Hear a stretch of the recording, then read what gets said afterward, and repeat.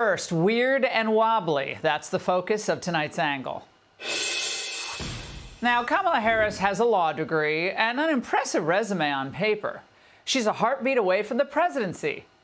But she's not very smart to think that a new slogan could compensate for her horrible policies and shaky tenure as VP.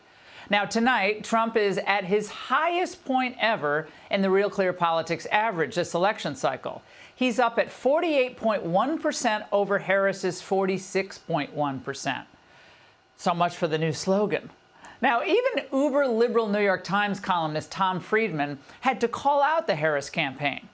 Like many Democrats, Friedman had a burst of optimism last week at peak Kamala, when it was all fluffy PR for her. Then the weird hit on Trump dropped, and Friedman wrote, "I cannot think of a sillier, more playground, more foolish, and more counterproductive political taunt for Democrats to seize on than calling Trump and his supporters weird.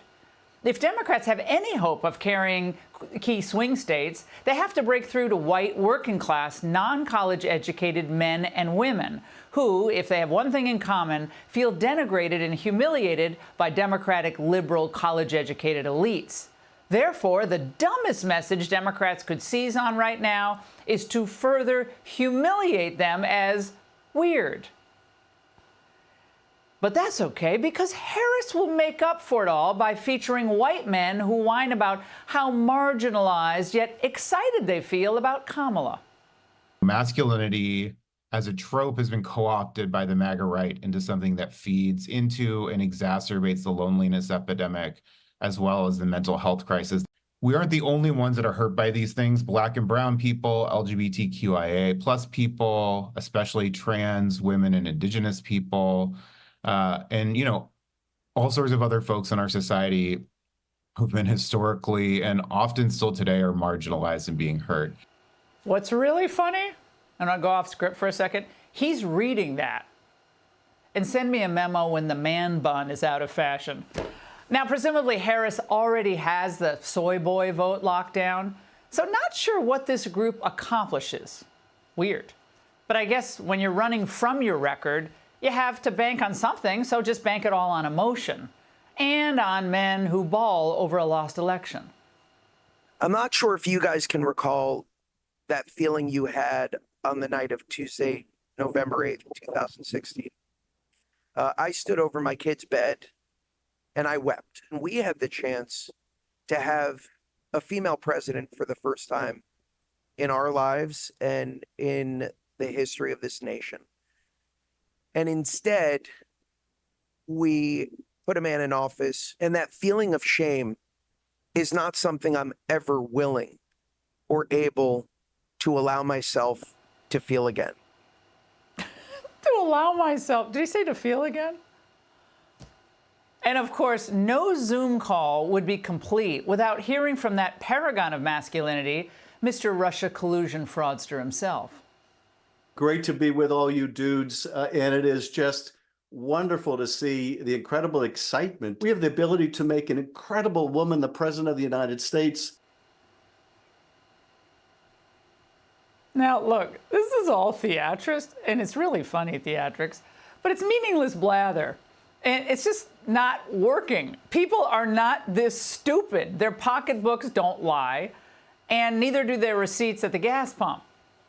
So Trump's record benefited working people who saw their buying power and their real wages rise during his presidency. And by the way, don't forget that women-owned small businesses were thriving too. But now Democrats are just trying to recast bread and butter issues, since Trump is trouncing her on all those issues, into something else. So here's how they want you to think.